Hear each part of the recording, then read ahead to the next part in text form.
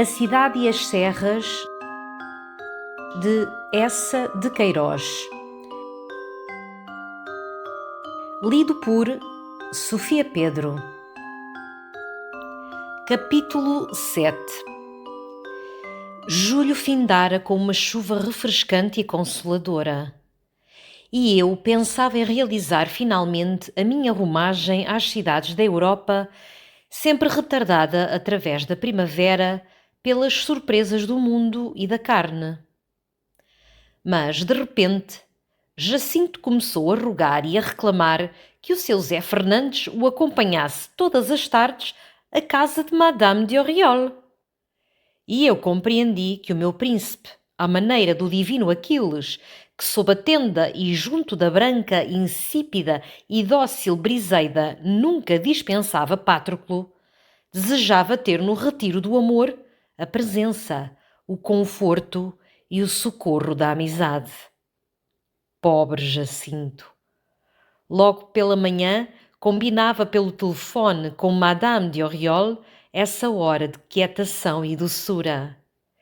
E assim encontrávamos sempre a super-fina dama, prevenida e solitária, naquela sala da Rue de Lisbonne, onde Jacinto e eu mal cabíamos, sufocávamos na confusão entre os cestos de flores e os ouros rocalhados e os monstros do Japão e a galante fragilidade dos saxes e as peles de feras estiradas aos pés de sofás adormecedores e os biombos de Aubusson formando alcovas favoráveis e lânguidas. Aninhada numa cadeira de bambu lacada de branco, entre almofadas aromatizadas de verbena da Índia, com um romance pousado no regaço, ela esperava o seu amigo, numa certa indolência passiva e mansa que me lembrava sempre o Oriente e um harém.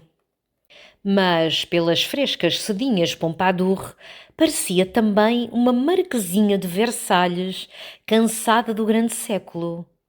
Ou então, com brocados sombrios e largos cintos cravejados, era como uma veneziana preparada para um doge. A minha intrusão na intimidade daquelas tardes não a contrariava.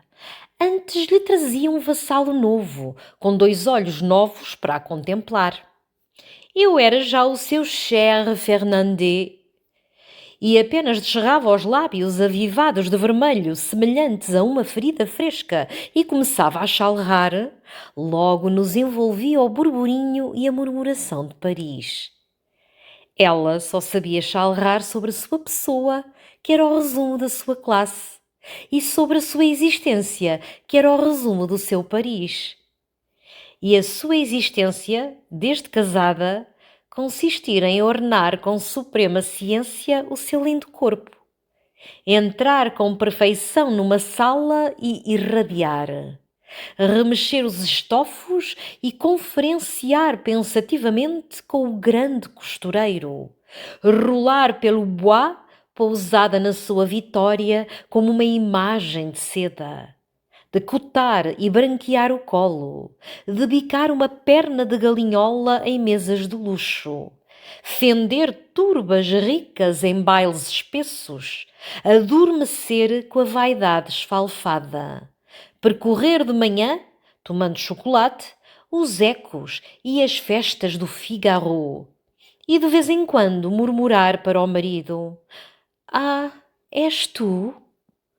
Além disso, ao lusco-fusco num sofá, alguns curtos suspiros entre os braços de alguém a quem era constante. Ao meu príncipe nesse ano pertencia o sofá. E todos estes deveres de cidade e de casta os cumpria sorrindo.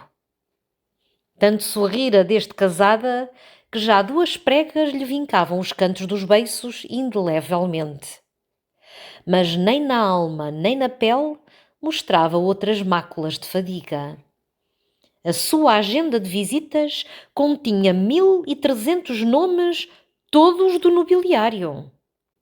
Através, porém, desta fulgurante sociabilidade, arranjara no cérebro, onde de certo penetrara o pó de arroz que desde o colégio acamava na testa, algumas ideias gerais. Em política, era pelos príncipes. E todos os outros horrores, a república, o socialismo, a democracia que se não lava, os sacudia risonhamente com um bater de leque.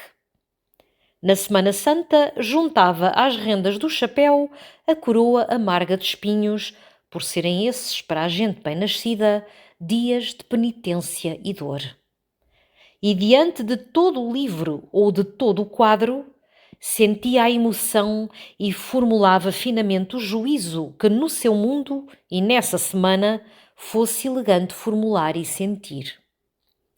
Tinha 30 anos. Nunca se embaraçara nos tormentos de uma paixão. Marcava com rígida regularidade todas as suas despesas num livro de contas encadernado em pelúcia verde-mar. A sua religião íntima, e mais genuína do que a outra que a levava todos os domingos à missa de São Filipe de Roule, era a ordem.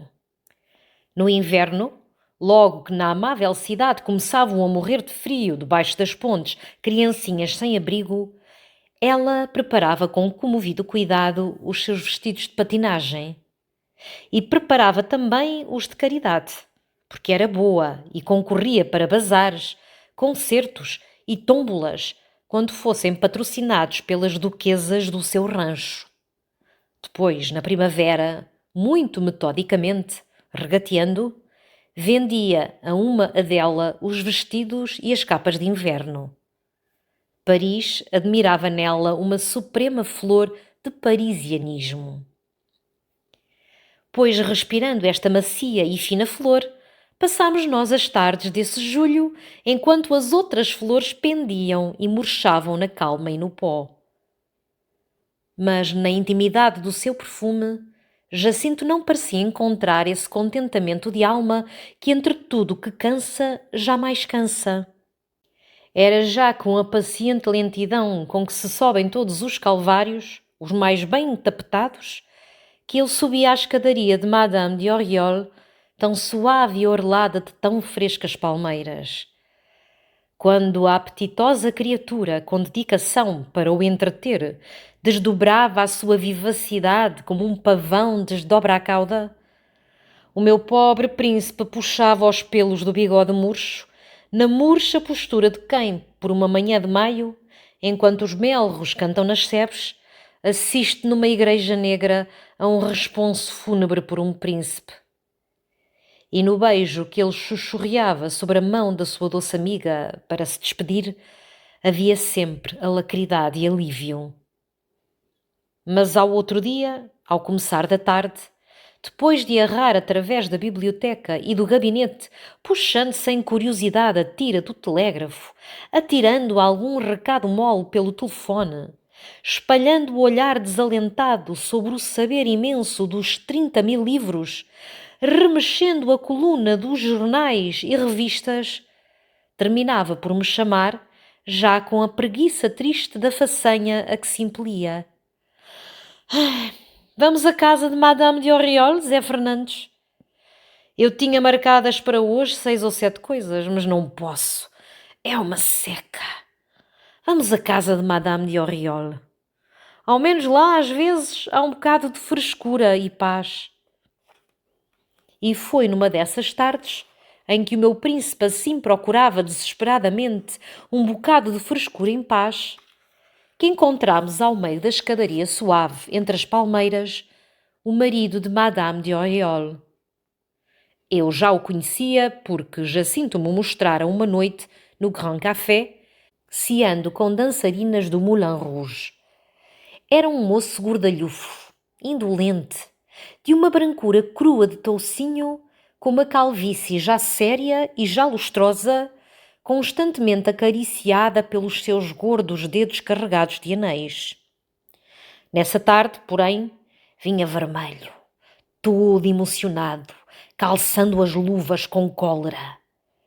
Estacou diante de Jacinto e, sem mesmo lhe apertar a mão, atirando um gesto para o patamar: "Visita lá acima! Vai achar a Joana em péssima disposição. Tivemos uma cena, e tremenda!" Deu outro puxão desesperado à luva cor de palha já esgaçada. Estamos separados. Cada um vive como lhe apetece. É excelente. Mas em tudo há medida e forma. Ela tem o meu nome. Não posso consentir que em Paris, com o conhecimento de todo o Paris, seja amante de um trintanário. Amantes da nossa roda, vá. Um lacaio, não. Se quer dormir com os criados, que emigre para o fundo da província, para a sua casa de Corbel. E lá até com animais. Foi o que eu lhe disse. Ficou como uma fera. Sacudiu então a mão de Jacinto, que era da sua roda, rebolou pela escadaria florida e nobre. O meu príncipe, imóvel nos degraus, de face pendida, cofiava lentamente os fios pendidos do bigode. Depois, olhando para mim, como um ser saturado de tédio e em quem nenhum tédio novo pode caber. Já agora subamos, sim. Parti então com muita alegria para a minha apetecida rumagem às cidades da Europa. Ia viajar. Viajei 34 vezes à pressa, bufando, com todo o sangue na face, desfiz e refiz a mala. 11 vezes passei o dia num vagão, envolto em poeirada e fumo, sufocado, a arquejar, a escorrer de suor, saltando em cada estação para sorver desesperadamente limonadas mornas que me escangalhavam a entranha. 14 vezes subi derreadamente atrás de um criado a escadaria desconhecida de um hotel e espalhei o olhar incerto por um quarto desconhecido e estranhei uma cama desconhecida de onde me erguia estremunhado para pedir em línguas desconhecidas um café com leite que me sabia a fava, um banho de tina que me cheirava a lodo. 8 vezes travei bulhas abomináveis na rua com cocheiros que me espoliavam. Perdi uma chapeleira, 15 lenços, 3 ceroulas e 2 botas, uma branca, outra envernizada, ambas do pé direito. Em mais de 30 mesas redondas, esperei tristonhamente que me chegasse o bœuf à la mode, já frio, com molho coalhado, e que o copeiro me trouxesse a garrafa de Bordeus que eu provava e repelia com desditosa carantonha. Percorri na fresca penumbra dos granitos e dos mármores, com pé respeitoso e abafado, 29 catedrais. Trilhei molemente, com uma dor surda na nuca, em 14 museus, 140 salas revestidas até aos tetos de cristos, heróis, santos, ninfas, princesas, batalhas, arquiteturas, verduras, nudezas, sombrias manchas de betume, tristezas das formas imóveis. E o dia mais doce foi quando, em Veneza, onde chovia desabaladamente, encontrei um velho inglês de penca flamejante que habitara o Porto, conhecera o Ricardo, o José Duarte, o Visconde do Bom Sucesso e as Limas da Boa Vista.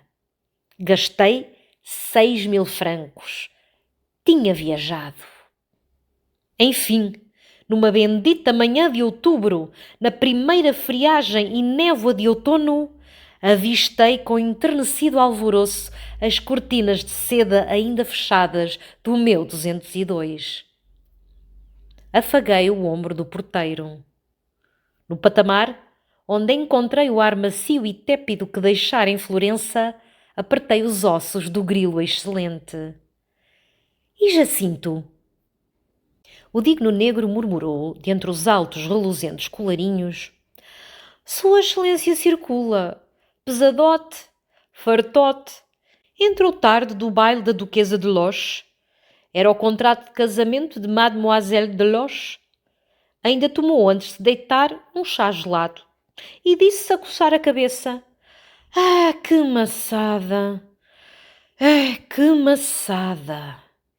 Depois do banho e do chocolate, às 10 horas, consolado e quentinho dentro do roupão de veludo, rompi pelo quarto do meu príncipe de braços abertos e sedentos.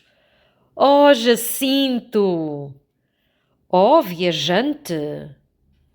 Quando nos estreitámos fartamente, Eu recuei para lhe contemplar a face e nela a alma.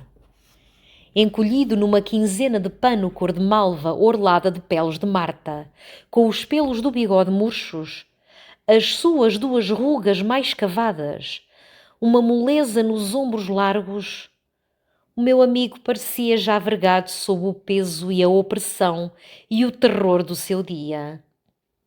Eu sorri para que ele sorrisse. Valente Jacinto, então como tens vivido? Ele respondeu muito serenamente. Como um morto. Forcei uma gargalhada leve, como se o seu mal fosse leve. Aborrecidota, hein? O meu príncipe lançou num gesto tão vencido, oh, tão cansado, que eu, compadecido de novo, o abracei, o estreitei, como para lhe comunicar uma parte desta alegria sólida e pura que recebi do meu Deus. Desde essa manhã, Jacinto começou a mostrar claramente, escancaradamente ao seu Zé Fernandes, o tédio de que a existência o saturava. O seu cuidado realmente e o seu esforço consistiram então em sondar e formular esse tédio, na esperança de o vencer logo que lhe conhecesse bem a origem e a potência. E o meu pobre Jacinto reproduziu a comédia pouco divertida de um melancólico que perpetuamente raciocina a sua melancolia. Nesse raciocínio, ele partia sempre do facto irrecusável e maciço que a sua vida especial de Jacinto continha todos os interesses e todas as facilidades possíveis no século XIX, numa vida de homem que não é um gênio nem um santo. Com efeito, apesar do apetite embotado por 12 anos de champanhes e molhos ricos, ele conservava a sua rijeza de pinheiro bravo. Na luz da sua inteligência não apareceu nem tremor nem morrão. A boa terra de Portugal e algumas companhias maciças pontualmente lhe forneciam a sua doce centena de contos. Sempre ativas e sempre fiéis, o cercavam as simpatias de uma cidade inconstante e chasqueadora. O 202 estourava de confortos. Nenhuma amargura de coração o atormentava. E todavia era um triste. Porquê? E daqui saltava, com certeza fulgurante, à conclusão que a sua tristeza, esse cinzento burel em que a sua alma andava amortalhada, não provinha da sua individualidade Jacinto, mas da vida, do lamentável, do desastroso facto do viver. E assim, o saudável, intelectual, riquíssimo, bem acolhido Jacinto tombara no pessimismo. E um pessimismo irritado, porque, segundo afirmava, ele nascera para ser tão naturalmente otimista como um pardal ou um gato. E até aos 12 anos, enquanto for um bicho superiormente amimado, com a sua pele sempre bem coberta, o seu prato sempre bem cheio, nunca sentira fadiga, ou melancolia, ou contrariedade, ou pena. E as lágrimas eram para ele tão incompreensíveis que lhe pareciam viciosas. Só quando crescera e da animalidade penetrara na humanidade, despontara nele esse fermento de tristeza, muito tempo indesenvolvido no tumulto das primeiras curiosidades, e que depois alastrara, o invadira todo, se lhe tornara consubstancial e como o sangue das suas veias. Sofrer, portanto, era inseparável de viver. Sofrimentos diferentes nos destinos da vida. Na turba dos humanos é a angustiada luta pelo pão, pelo teto, pelo lume. Numa casta, agitada por necessidades mais altas, é a amargura das desilusões, o mal da imaginação insatisfeita, o orgulho chocando contra o obstáculo. Nele, que tinha os bens todos e desejos nenhuns, era o tédio. Miséria do corpo, tormento da vontade, fastio da inteligência. Eis a vida. E agora, aos 33 anos, a sua ocupação era bocejar, correr com os dedos desalentados a face pendida, para nela palpar e apetecer a caveira. Foi então que o meu príncipe começou a ler apaixonadamente, desde o Eclesiastes até Schopenhauer, todos os líricos e todos os teóricos do pessimismo. Nestas leituras encontrava a reconfortante comprovação de que o seu mal não era mesquinhamente jacíntico, mas grandiosamente resultante de uma lei universal. Já há 4.000 anos, na remota Jerusalém, a vida, mesmo nas suas delícias mais triunfais, se resumia em ilusão.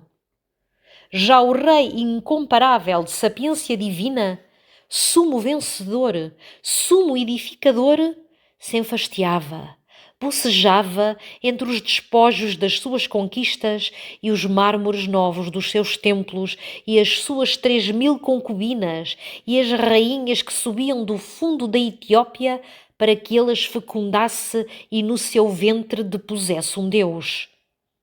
Não há nada novo sob o sol, e a eterna repetição das coisas é a eterna repetição dos males. Quanto mais se sabe, mais se pena. E o justo, como o perverso, nascidos do pó, em pó se tornam.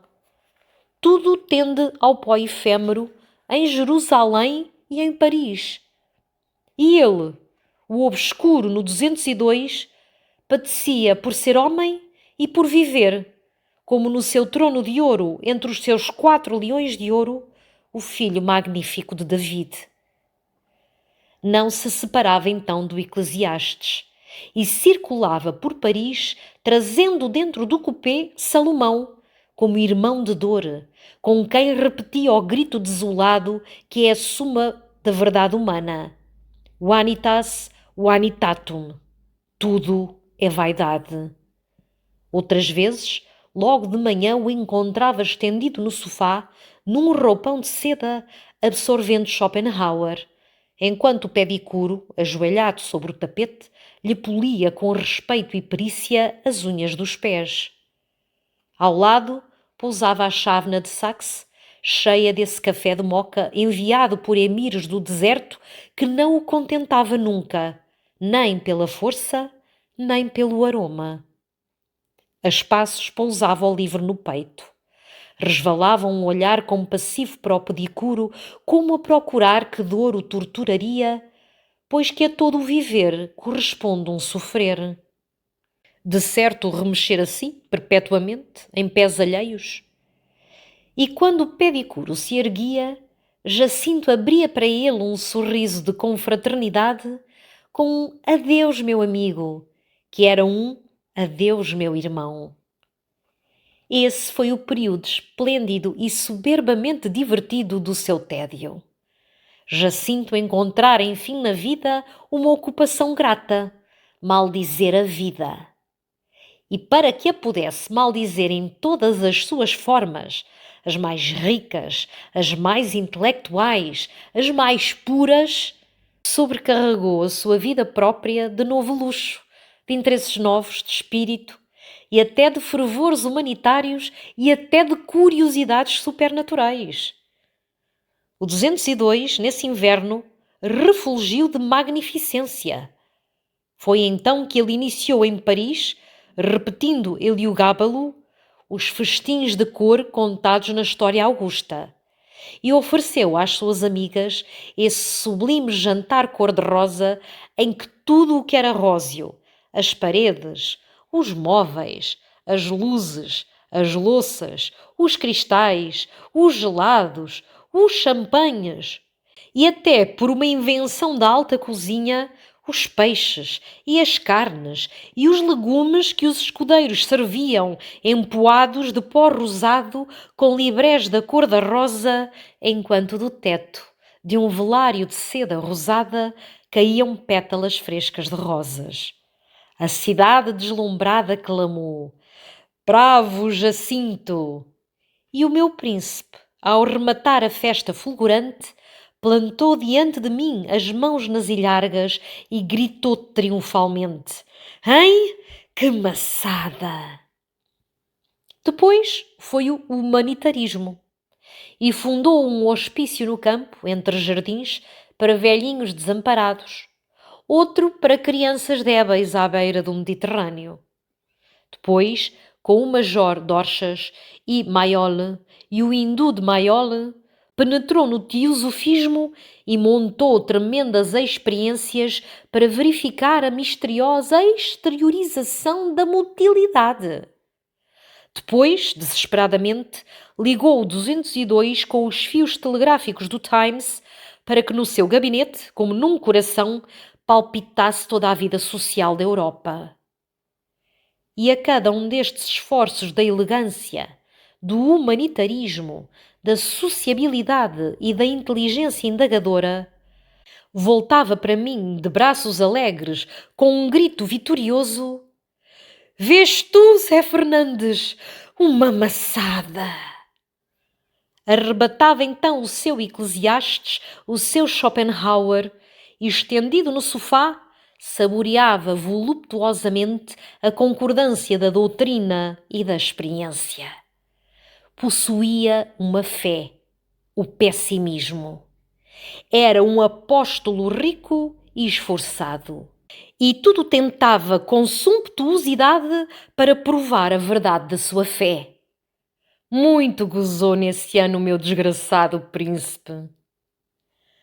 No começo do inverno, porém, notei com inquietação que Jacinto já não folheava o Eclesiastes. Desleixava Schopenhauer. Nem festas, nem teosofismos, nem os seus hospícios, nem os fios do Times pareciam interessar agora ao meu amigo, mesmo como demonstrações gloriosas da sua crença. E a sua abominável função, de novo, se limitou a bocejar, a passar os dedos moles sobre a face pendida, palpando a caveira. Incessantemente aludia à morte como a uma libertação. Uma tarde mesmo, no melancólico crepúsculo da biblioteca, antes de refulgirem as luzes, consideravelmente me aterrou, falando num tom regelado de mortes rápidas, sem dor, pelo choque de uma vasta pilha elétrica ou pela violência compassiva do ácido cianídrico. Diabo! O pessimismo que aparecera na inteligência do meu príncipe como um conceito elegante atacara bruscamente a vontade. Todo o seu movimento, então, foi o de um boi inconsciente que marcha sob a canga e o aguilhão. Já não esperava da vida contentamento, nem mesmo se lastimava que ela lhe trouxesse tédio ou pena. Tudo é indiferente, Zé Fernandes.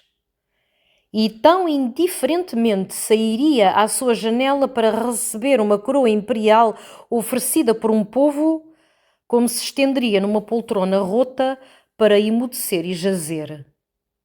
Sendo tudo inútil e não conduzindo senão a maior desilusão, que podia importar a mais rutilante atividade ou a mais desgostada inércia. O seu gesto constante, que me irritava, era encolher os ombros. Perante duas ideias, dois caminhos, dois pratos, encolhia os ombros. Que importava?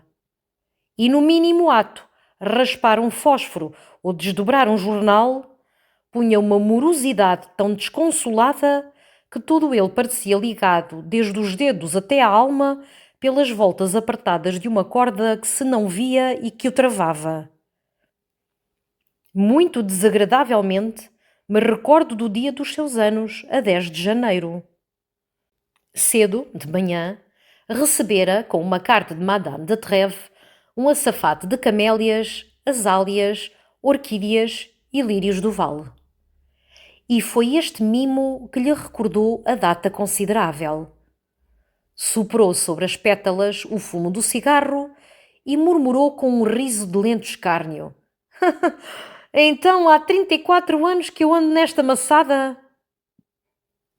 E como eu propunha que telefonássemos aos amigos para beberem no 202 o champanhe do natalício, ele recusou com o nariz enojado. Oh, não! Que horrível seca! E bradou mesmo para o grilo. Eu hoje não estou em Paris para ninguém. Abalei para o campo, abalei para Marselha, morri! E a sua ironia não cessou até o almoço perante os bilhetes, os telegramas, as cartas que subiam, se arredondavam em colina sobre a mesa de ébano como um preito da cidade. Outras flores que vieram em vistosos cestos, com vistosos laços, foram por ele comparadas às que se depõem sobre uma tumba. E apenas se interessou um momento pelo presente de Efraim, uma engenhosa mesa que se abaixava até ao tapete ou se alteava até ao teto. Para quê, Senhor Deus meu? Depois do almoço, como chovia sombriamente, não arredámos do 202 com os pés estendidos ao lume em preguiçoso silêncio. Eu terminara por adormecer beatificamente. Acordei aos passos açudados do grilo. Jacinto, enterrado na poltrona com umas tesouras, recortava um papel. E nunca eu me compadeci daquele amigo que cansara a mocidade a acumular todas as noções formuladas desde Aristóteles e a juntar todos os inventos realizados desde Terâmenes, como nessa tarde de festa em que ele, cercado de civilização nas máximas proporções, para gozar nas máximas proporções a delícia de viver, se encontrava reduzido junto ao seu lar, a recortar papéis com uma tesoura. O grilo trazia um presente do grão-duque, uma caixa de prata forrada de cedro e cheia de um chá precioso, colhido, flor a flor, nas veigas de Qiangsu, por mãos puras de virgens e conduzido através da Ásia em caravanas com a veneração de uma relíquia. Então, para desportar o nosso torpor, lembrei que tomássemos o divino chá, ocupação bem harmónica com a tarde triste, a chuva grossa alagando os vidros e a clara chama bailando no fogão.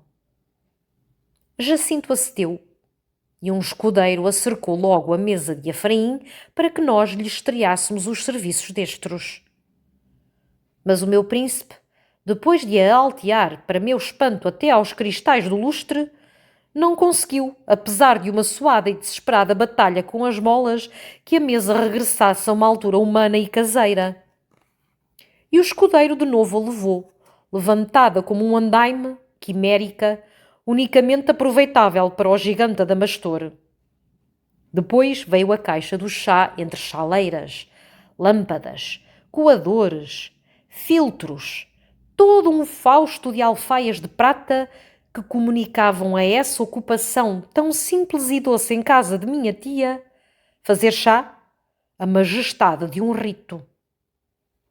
Prevenido pelo meu camarada da sublimidade daquele chá de Qiangsu, ergui a chávena aos lábios com reverência. Era uma infusão descurada que sabia a malva e a formiga. Jacinto provou, cuspiu, blasfemou. Não tomámos chá. Ao cabo de outro pensativo silêncio, murmurei com os olhos perdidos no lume. E as obras de Tormes? A igreja? Já haverá igreja nova? Jacinto retomara o papel e a tesoura. Não sei, não tornei a receber carta do Silvério. Nem imagino onde param os ossos. Que lúgubre história! Depois chegou a hora das luzes e do jantar. Eu encomendara pelo grilo ao nosso magistral cozinheiro uma larga travessa de arroz doce com as iniciais de Jacinto e a data ditosa em canela à moda amável da nossa meiga terra. E o meu príncipe, à mesa, percorrendo a lâmina de marfim onde no 202 se escreviam os pratos a lápis vermelho, louvou com fervor a ideia patriarcal. Arroz doce. Está escrito com 2 S's, mas não tem dúvida. Excelente lembrança. Que tempos não como arroz doce. desde a morte da avó. Mas quando o arroz doce apareceu triunfalmente, que vexame! Era um prato monumental, de grande arte. O arroz, maciço, moldado em forma de pirâmide do Egito, emergia de uma calda de cereja e desaparecia sob os frutos secos que o revestiam até ao cimo, onde se equilibrava uma coroa de conde feita de chocolate e gomos de tangerina gelada. E as iniciais, a data, tão lindas e graves na canela ingênua, vinham traçadas nas bordas da travessa com violetas pralinadas. Repelimos num mudo horror o prato acanalhado, e Jacinto, erguendo o copo de champanhe, murmurou como num funeral pagão: Ad manes, aos nossos mortos. Recolhemos à biblioteca a tomar o café no conchego e alegria do lume. Fora, o vento bramava como num ermo serrano e as vidraças tremiam alagadas sob as bátegas da chuveirada. Que dolorosa noite para os 10.000 pobres que em Paris erram sem pão e sem lar. Na minha aldeia, entre cerro e vale, talvez assim rugisse a tormenta. Mas aí, cada pobre, sob o abrigo da sua telha vã, com a sua panela atestada de couves, se agacha no seu mantel ao calor da lareira. E para os que não tenham lenha ou couve, lá está o João das Quintãs, ou a tia Vicência, ou o abade, que conhecem todos os pobres pelos seus nomes e com eles contam, como sendo dos seus, quando o carro vai ao mato e a fornada entra no forno. Ah, Portugal pequenino, que ainda és doce aos pequeninos. Suspirei. Jacinto preguiçava. E terminámos por remexer languidamente os jornais que o mordomo trouxera num monte facundo sobre uma salva de prata. Jornais de Paris, jornais de Londres, semanários, magazines, revistas, ilustrações. Jacinto desdobrava, arremessava. Das revistas espreitava o sumário logo farto. Às ilustrações rasgava as folhas com o dedo indiferente, bocejando por cima das gravuras. Depois, mais estirado para o lume. É uma seca, não há que ler. E de repente, revoltado contra este fastio opressor que o escravizava, saltou da poltrona com um arranque de quem despedaça algemas e ficou ereto, dardejando em torno um olhar imperativo e duro, como se intimasse aquele seu 202 tão abarrotado de civilização, a que por um momento sequer fornecesse à sua alma um interesse vivo, à sua vida um fugitivo gosto. Mas o 202 permaneceu insensível. Nem uma luz para o animar avivou o seu brilho mudo. Só as vidraças tremeram sob o embate mais rude de água e vento. Então, o meu príncipe, sucumbido, arrastou os passos até ao seu gabinete, começou a percorrer todos os aparelhos completadores e facilitadores da vida, o seu telégrafo, o seu telefone, o seu fonógrafo, o seu radiómetro, o seu grafofone, o seu microfone, a sua máquina de escrever, a sua máquina de contar, a sua imprensa elétrica, a outra magnética, todos os seus utensílios, todos os seus tubos, todos os seus fios. Assim o suplicante percorre altares de onde espera socorro. E toda a sua sumptuosa mecânica se conservou rígida, reluzindo frigidamente, sem que uma roda girasse, nem uma lâmina vibrasse para entreter o seu senhor. Só o relógio monumental, que marcava a hora de todas as capitais e o curso de todos os planetas, se compadeceu, batendo a meia-noite, anunciando ao meu amigo que mais um dia partira levando o seu peso, diminuindo esse sombrio peso da vida sob que ele gemia vergado. O príncipe da Grã-Ventura então decidiu recolher para a cama com um livro. E durante um momento estacou no meio da biblioteca, considerando os seus 70.000 volumes estabelecidos com pompa e majestade como doutores num concílio. Depois, as pilhas tumultuárias dos livros novos que esperavam pelos cantos, sobre o tapete, o repouso e a consagração das estantes de ébano. Torcendo molemente o bigode, caminhou por fim para a região dos historiadores. Espreitou séculos, farejou raças, pareceu atraído pelo esplendor do Império Bizantino, penetrou na Revolução Francesa, de onde se arredou desencantado, e palpou com mão indeliberada toda a vasta Grécia, desde a criação de Atenas até à aniquilação de Corinto. Mas bruscamente virou para a fila dos poetas que reluziam em marroquins claros, mostrando sobre a lombada em ouro, nos títulos fortes ou lânguidos, o interior das suas almas. Não lhe apeteceu nenhuma dessas 1000 almas e recuou, desconsolado, até aos biólogos. Tão maciça e cerrada era a estante de biologia que o meu pobre Jacinto estarreceu como ante uma cidadela inacessível. Rolou a escada e, fugindo, trepou até às alturas da astronomia. Destacou astros, recolocou mundos, todo um sistema solar desabou com fragor. Aturdido, desceu, começou a procurar por sobre as rimas as obras novas, ainda bruxadas, nas suas roupas leves de combate. Apanhava, folheava, arremessava. Para desentulhar um volume, demolia uma torre de doutrinas. Saltava por cima dos problemas, pisava as religiões.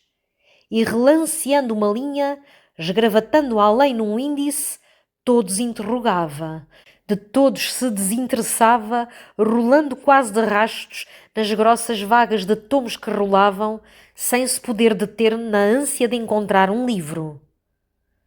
Parou então no meio da imensa nave, de cócoras, sem coragem, contemplando aqueles muros todos forrados, aquele chão todo alastrado, os seus 70.000 volumes, e sem lhes provar a substância, já absolutamente saciado, abarrotado, nauseado pela opressão da sua abundância.